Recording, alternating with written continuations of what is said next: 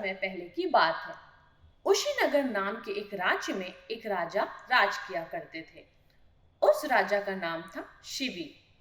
वह एक चक्रवर्ती सम्राट थे और अपनी महानता और दयालुता के कारण प्रसिद्ध थे।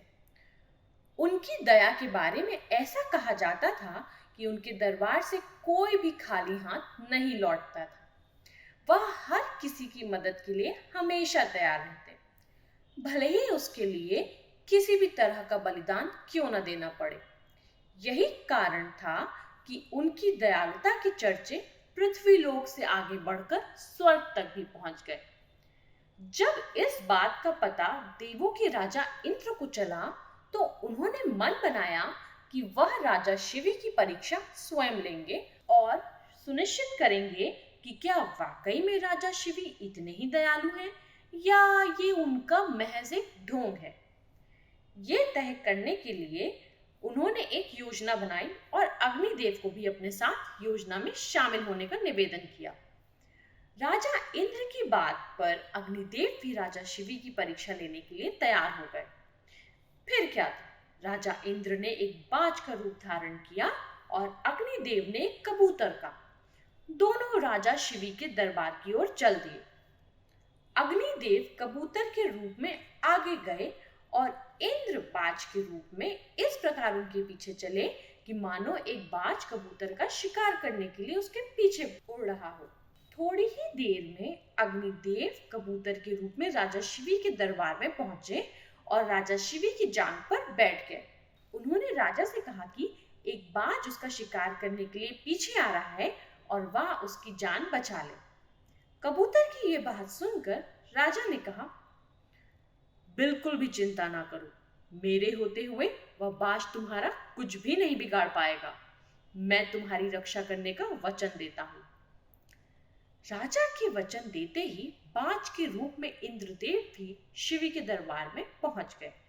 उन्होंने राजा शिवी से कहा कि वह कबूतर मेरा शिकार, उसे मारकर वह अपनी और अपने बच्चों की भूख मिटाएगा।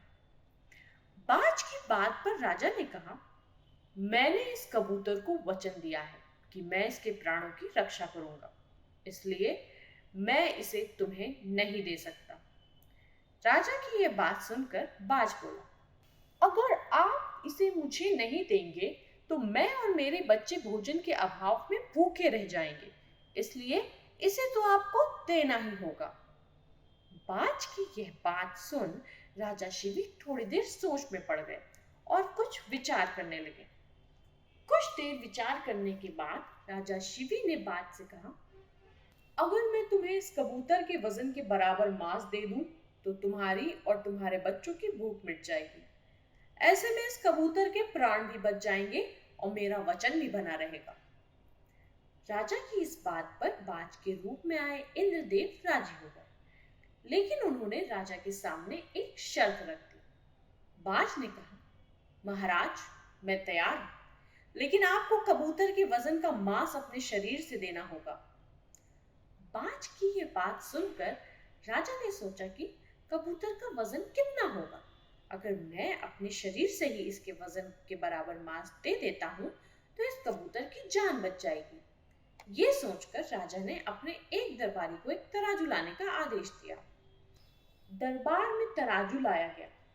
राजा ने तराजू के एक पलड़े पर कबूतर को रखा और एक चाकू से अपनी जांघ से एक टुकड़ा काटकर तराजू के दूसरे पलड़े पर रख दिया, लेकिन तराजू तनिक भी नहीं हिला।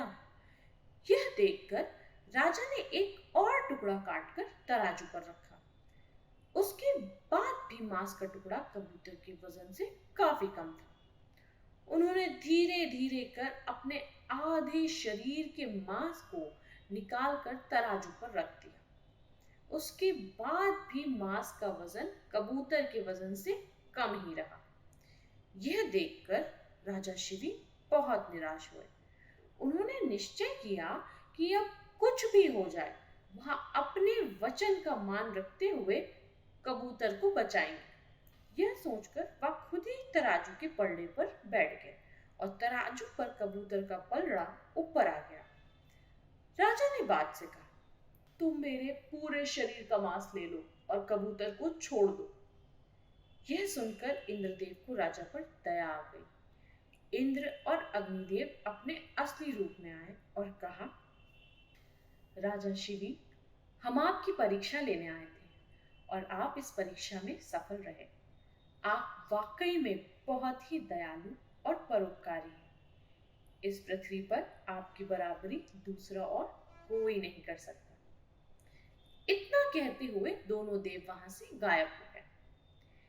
शिवी चक्रवर्ती की कहानी से हमें सीख मिलती है कि इंसान को किसी भी हाल में दया और परोपकार का साथ नहीं छोड़ना चाहिए, क्योंकि जिसमें दया और परोपकार वास करता है, भगवान भी सदैव उसकी मदद के लिए तैयार रहते हैं।